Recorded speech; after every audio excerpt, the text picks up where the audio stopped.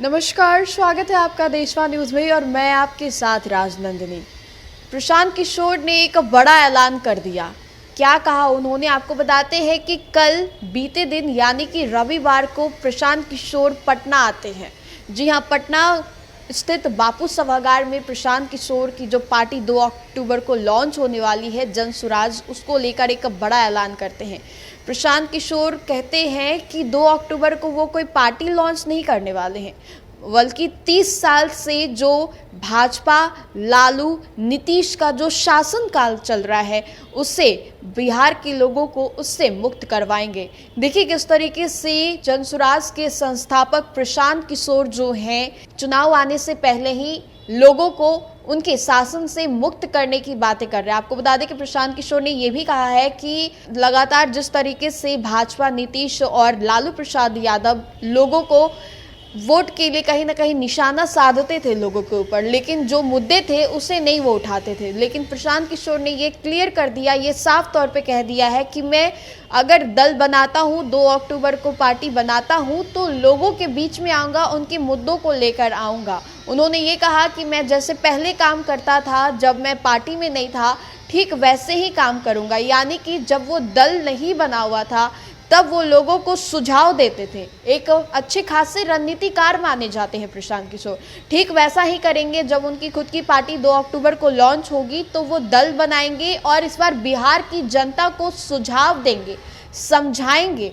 आपको बता दें कि उन्होंने ये भी कहा कि बिहार के जो बच्चे हैं उनके भविष्य के लिए वो काम करेंगे। जितने भी तमाम लोग हैं उन्हें पलायन से बचाएंगे, बेरोजगारी के मुद्दों को वो सामने रखेंगे। साथ ही साथ हम आपको आगे बताते चलते हैं कि प्रशांत किशोर ने लालू यादव, नीतीश कुमार और भाजपा को लेकर खूब बोला है। उन्होंने कहा कि जिस तरीके से ये लोग आपराधिक घटनाओं को लेकर सामने तो आते हैं, लेकिन कुछ समय बाद फिर से शांत हो जाते हैं।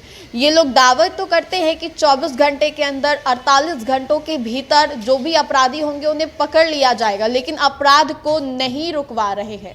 इन तमाम बातों को प्रशांत किशोर ने सामने रखा और दावा किया है कि इन सभी मुद्दों पर अगर उनकी पार्टी बनती है तो वो इन सभी मुद्दों को सामने रखेंगे और काफ़ी बखूबी तरीके से इन सभी मुद्दों पर बात भी करेंगे।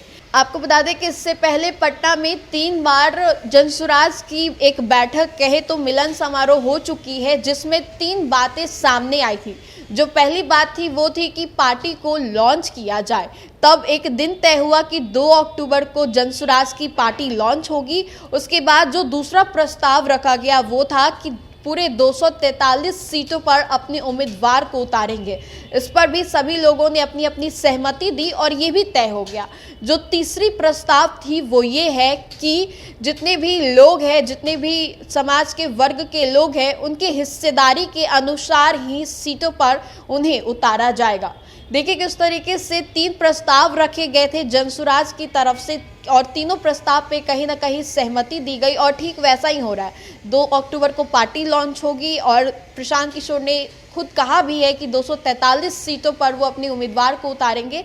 अब देखना ये होगा कि जो तीसरा प्रस्ताव रखा गया कि जितने लोगों की हिस्सेदारी होगी उतने ही लोगों को उस हिसाब से ही सीटों पर उम्मीदवारों को उतारा जाएगा।